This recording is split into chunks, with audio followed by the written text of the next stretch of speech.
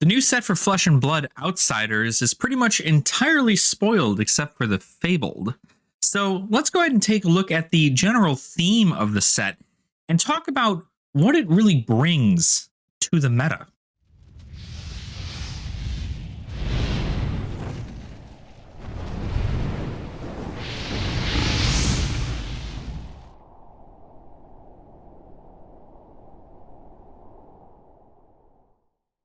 Welcome on in, Dragonfolk. I hope you're all having a fantastic day. I know I am. My name is Alex, and you are all joining me here in the Dragon's Lair. Today we're going to be talking about the new set for Flesh and Blood Outsiders that was just spoiled over this past weekend. I am incredibly excited for the cards that are going to be in here, and I cannot wait to build new decks. When new cards enter the fray, I'm not exactly much of a deck builder, but I do try my darndest. And, through trial and error, you find out what works and you find out what doesn't. And luckily for me, I get to focus on a good portion of the format that deals with the budget cards. So while I look towards my classic constructed life and see what I want to run there, I think I'm still just fine running Dromai for the time being. But I cannot deny that Outsiders is probably one of my most favorite sets to date. I really did enjoy Uprising. I thought Uprising was really, really cool. Even though I didn't really get to play during its general release, I did get to see a lot of how it worked, right? Obviously, I'm playing Dromai. I enjoy Fi. I think Icelander's a cool hero. I mean, the entire concept of the set was very, very good. I liked it a lot. But I didn't really start playing until Dynasty came out. And when Dynasty came out, there was no draft, no sealed. It was supplementary cards for heroes that I had no business trying to play yet. And I think overall it ended up being a pretty good introduction. But Outsiders does something that, and this might be a reach, but Outsiders does something very, very well. And its theme is so incredibly well done that I don't think a lot of people realize kind of the concept behind the design behind the set itself. So the pits it's kind of like this, underground area full of, scallywags, and maybe not scallywags, although there are pirates and such, but like very, downright mean, evil people. Now, obviously not all of these people in the pits are evil, but you get a lot of assassinations, right? A lot of backstabbing. There's a lot of disease and gross stuff down in the pits. And I think this really ties into a theme that we see here in Outsiders. Now, while of course we see a bunch of new cards for 3 different classes and even some generic cards that are coming out with the set, I think a lot of the focus should be put onto the new heroes as well as some of the things that Ninja specifically does in here. Now, of course, Azalea does get her time to shine, and, the assassins are now getting a huge upgrade. And you even have the introduction of Riptide being a new trap-based ranger. So let's go ahead and talk about what the pit's design seems to be to me. And you tell me what you guys think in the comments down below. I'd love to hear you. So I think if you were to put it into a perspective, what this does to the meta, as well as the theme it is trying to purvey to the entirety of the Flesh and Blood community, is fear. Fear, I believe, is the thing that drives this set into the meta. It wants to bring fear into the classic constructed world. It wants to bring fear into the meta strictly out of how each hero now plays. Not only do you have a bunch of diseases that you have to work out with, right? You've got Blood Rot Pox that deals some extra damage if you don't pay the cost. Inertia, which will essentially rip your entire hand and arsenal to the bottom of your deck at the end of your turn. You even have Frailty, which ruins any kind of weapon-based hero or somebody who just likes to play cards from Arsenal. There are tons and tons of interesting ways that these diseases can affect all of these other heroes, and personally, I think Blood Rot Pox is probably the best one out of all of them, but they all have their uses. But the cool thing is that In the design of the 2 new heroes that we've seen here, well, I guess also 3 if you really want to count Arachne, the solitary confinement, who is a young hero only. The point behind these heroes is fear. You don't know what you're going to get into. You don't know what's going to come next. You're not entirely too sure what you're going to be walking into when you defend that attack, when you attack yourself, when you open yourself up. You have no idea what's coming. And the same can even be said for ninjas. So let me tell you what I mean. What do I mean by when I say fear, right? Usually when you're attacking and you're blocking, right, you have a little bit of that. And you see a little bit of fear when you're even going against somebody like Dorinthia, right? Dorinthia is, of course, a attack reaction based hero. She only attacks with her weapon, has no attacks in her deck other than maybe a Nourishing Emptiness, but normally no attacks at all are in her deck. It's all attack reactions. So you have to figure out how much to block, how much not to block. What is she going to come in with? Is it going to be a route? Is it not going to be a route? Are you going to be able to block enough? Are you going to be able to block enough to where you can stop her counters from rising? It's a very interesting kind of playstyle. And a lot of that you see with Uzuri as well, except it's a little bit more sneaky. You know, you can always assume that Uzuri is going to have an attack reaction in her attack reaction step, because that is her hero power, is to be able to take a 2 cost or less card from your hand, banish it only if you're attacking with a card with stealth, and then replacing that stealth card with that 2 power or less card in the chain, therefore removing whatever the stealth card was and putting it to the bottom of your deck, and then being able to come in for more damage than what was originally blocked for. And then, of course, you have the defense reactions that come up afterwards. And, you know, I think everybody now is terrified of somebody, you know, an Uzuri coming in for 0 for 3 stealth, only to then come in with a CNC pummel, which is a destructive combo of 10 damage, and then also, you know, dropping a card from your hand. It's very much so a scary thing, and you never know when you're going to run into it, right? Usually, if you look at something like a pummel, it's pretty telegraphed, especially when you're going against Guardians.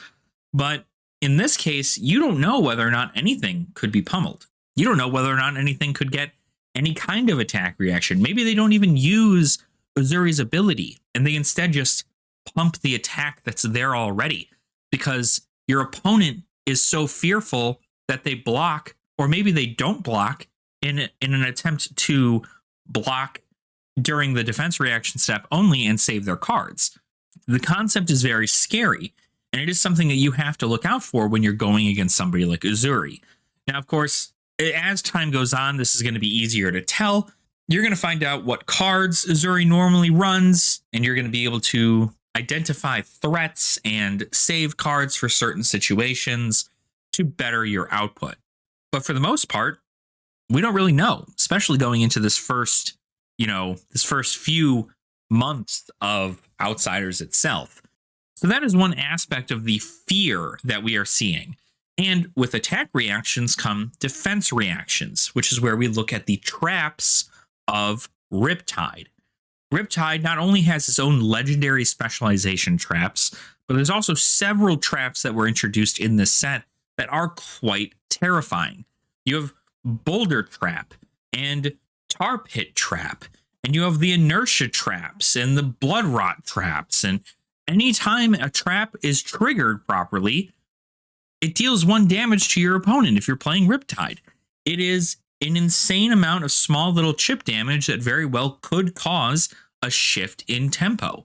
And when you're attacking with everything that you got, and you know you've got it, you feel so confident in your win.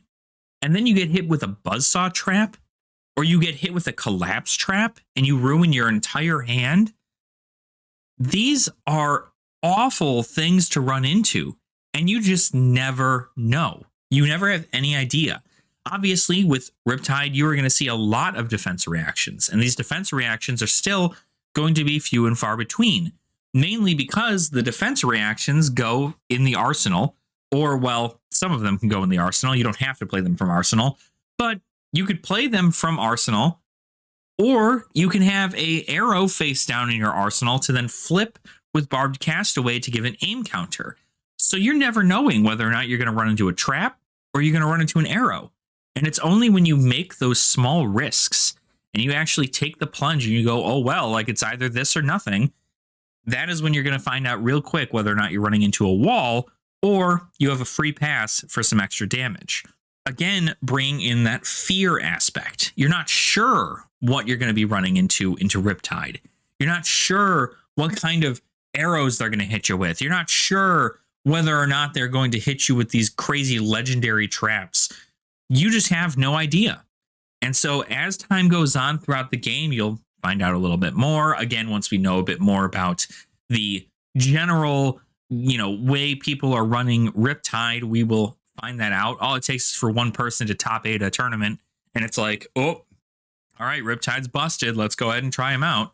But it is a huge amount of fear into people who like to go wide. When you go wide, you very well could be running into something that could ruin your tempo, ruin your whole master plan there. I mean, when you Art of War, if you Art of War and then you get collapse trapped, what are you going to do? You've got like next to nothing at that point. That is, if they save a collapse trap for an Art of War turn, that's an entire Art of War turn run out the water.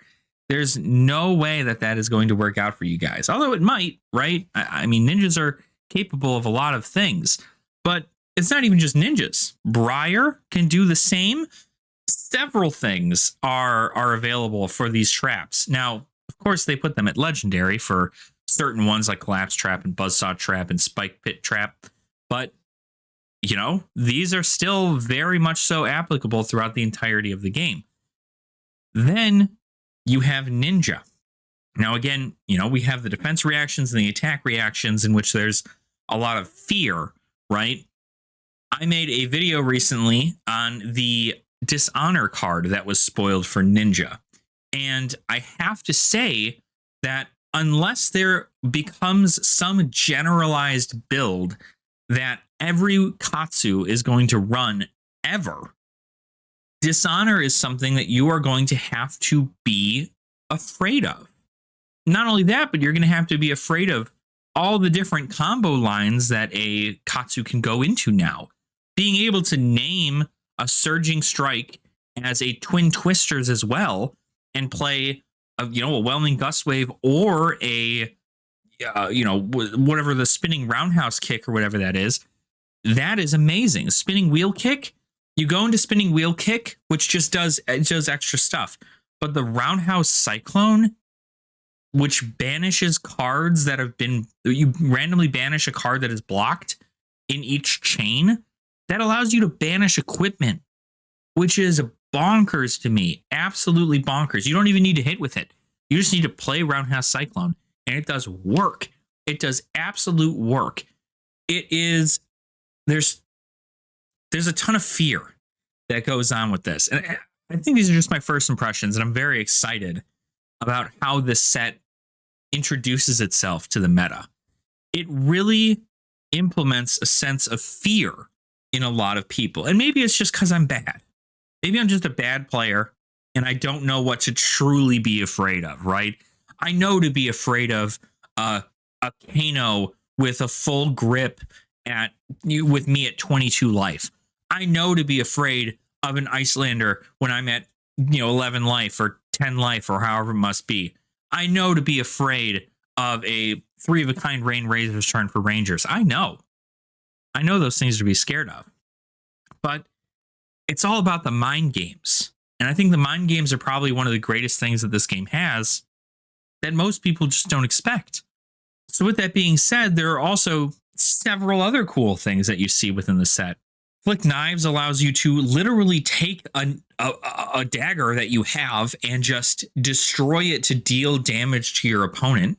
And that's, if you're trying to close out the game, Flick Knives very well could be the thing that you want, especially with several cards that do buff your daggers. There are so many ways for people to play these heroes, And it really does add a sense of diversity. I'm excited to play Limited for the first time with this set. And I really do hope that I learn more about my deck building in Limited. But again, I think the true theme for this set is not just dark and eerie and gruesome. And then there's Ninja, who's just like doing cool stuff over there and like roundhouse kicking people. I think overall, the cards in the set are meant to instill a sense of fear into the players, into this meta, because some of these cards are really, really powerful. And if left unchecked, can ruin an entire player's game plan. I always have to assume now that a Katsu very well could be running Dishonor. And now, of course, I could always just wait for the Surging Strike and then the Bonds of Ancestry. Or no, I have to wait for the Descending Gust Wave and then the Bonds of Ancestry and then the Dishonor, because that's the concept, right? I believe it's Surging Strike into Descendant into Bonds of Ancestry into Dishonor. That's the line. But at that point, I would know, right? I would know, but most people wouldn't. And let me tell you, if I ever get dishonored, ever, when I'm playing Dromai, that's it. I will give the win, because there's just genuinely no way I'm going to be able to win at that point. So it's very interesting. There's, again, a lot of this fear aspect in the set. And I don't know whether or not a lot of these pro players are actually scared. Some people are claiming that these heroes did not really get a buff at all, but in fact made them more complicated and easier for new players to not get the hang of. But I do truly think that with a little bit of time and some training, that you can learn how to play any of these heroes at a very, very competitive level and really bring about the terror and the fear that these heroes possess. So thank you all so much for watching, right? Please let me know in the comments down below if you feel the same. I like the concept of fear in the sets, and the knowing of the unknown, that we could be into anything during any chain link. We could be coming into whatever, and some things we would just never know. So again, let me know in the comments. I'd love to hear from you all. While you're down there leaving that comment, make sure to like the video, subscribe to the channel as well if you have not already. And you can also check our description for a Patreon link or a channel membership button that we've got down there too. That also supports the channel in a more monetary sense. You get some emotes here on the channel, and you'll be able to use them in other people's chats too. So thank you all so much for watching. I do truly, truly appreciate your support. And I hope that all of you are enjoying Outsiders, or at least will be when it launches on March 24th, like I will. So thank you again. Have a wonderful rest of your day, and I will see you all very soon. Nerd out.